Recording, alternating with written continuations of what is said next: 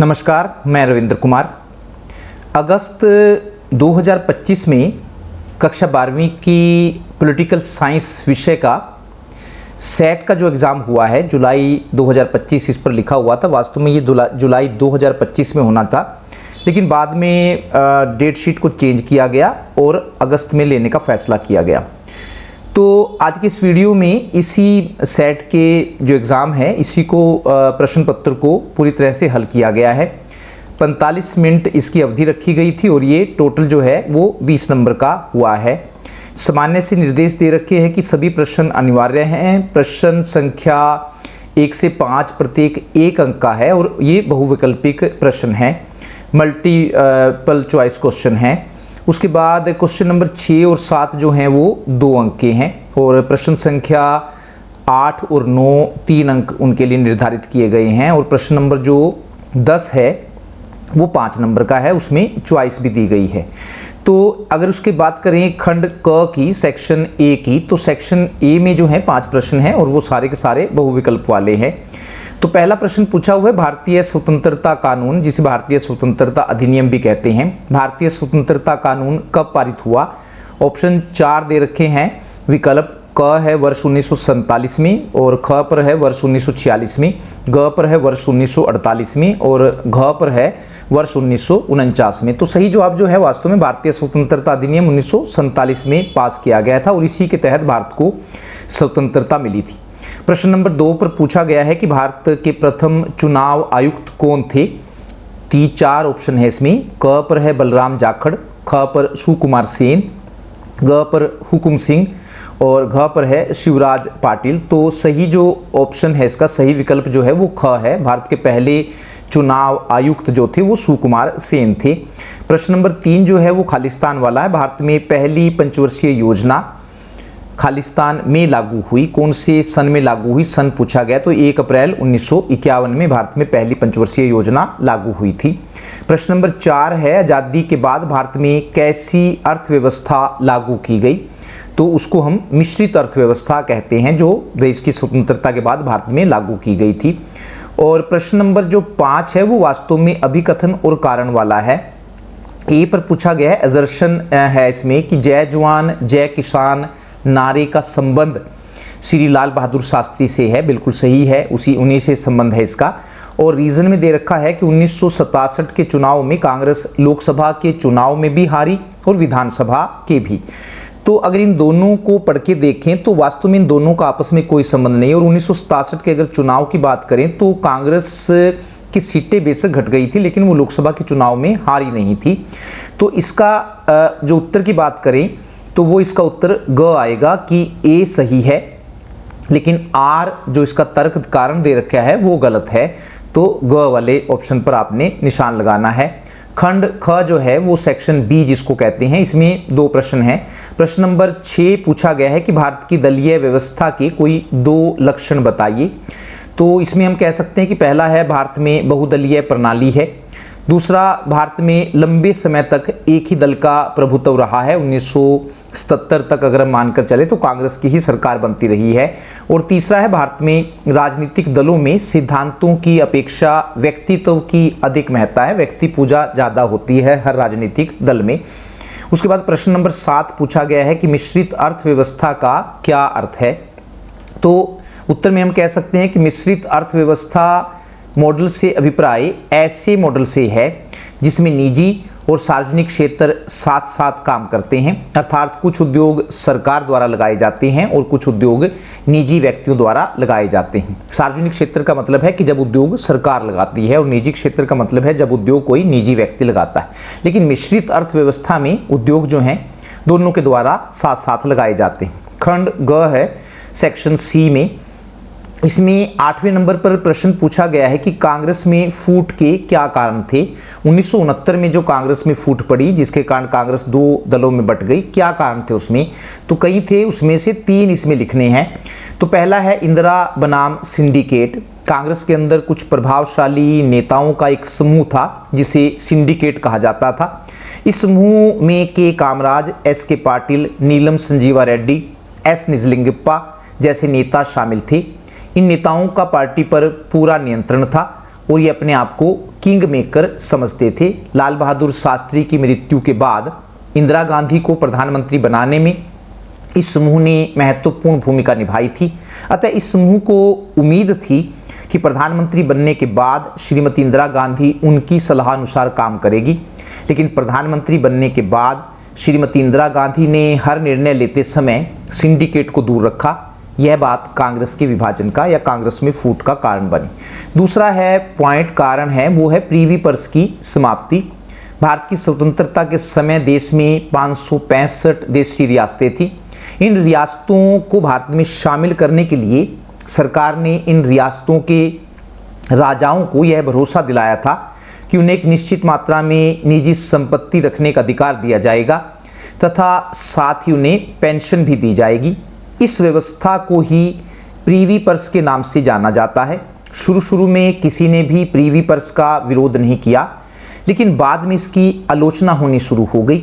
1967 के चुनाव में श्रीमती इंदिरा गांधी ने प्रीवी पर्स को खत्म करने की बात कही, लेकिन मोरारजी देसाई ने इसे गलत बताया।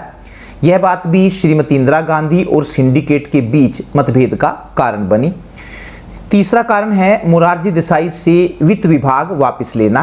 कांग्रेस के विभाजन का एक कारण प्रधानमंत्री श्रीमती इंदिरा गांधी द्वारा मोरारजी देसाई को वित्त मंत्री के पद से हटाना था। इसके कारण भी इंदिरा गांधी और सिंडिकेट के बीच मतभेद बढ़ गए। और चौथा जो सबसे महत्वपूर्ण कारण था वो था 1969 का 1969 का राष्ट्रपति का चुनाव। 1969 में तत्कालीन राष्ट्रपति जाकिर हुसैन की मृत्यु हो जाने के कारण यह पद खाली हो गया।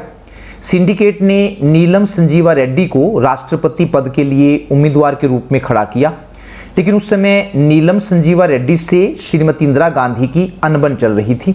इसलिए श्रीमती इंदिरा गांधी ने तत्कालीन उपराष्ट्रपति वीवी गिरी को आजाद उम्मीदवार के रूप में राष्ट्रपति पद का चुनाव लड़ने के लिए कहा।